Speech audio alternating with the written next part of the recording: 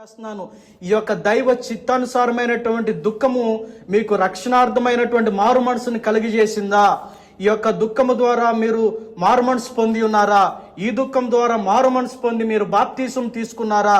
లేదా ఈ యొక్క దుఃఖము కలుగకుండా, ఈ దైవ చిత్తానుసారమైనటువంటి దుఃఖము ద్వారా రక్షింపబడకుండా మీరు బాప్తీస్మము తీసుకుని నేను ప్రార్థన చేస్తున్నానో, నేను బైబుల్ చదువుతున్నానో, నేను ఉపవాసం ఉన్నానో, నేను చర్చికి వెళ్తున్నానో, నేను క్రమాలు పాటిస్తున్నానో, నేను ఆచారాలు పాటిస్తున్నానో గనక మీరు ఈ యొక్క ఆనందాన్ని గనక పొందుతూ ఉన్నట్లయితే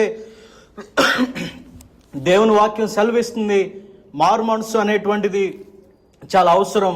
అది దైవ చిత్తానుసారమైనటువంటి దుఃఖం ద్వారా మనం రక్షించబడవలసి ఉంది.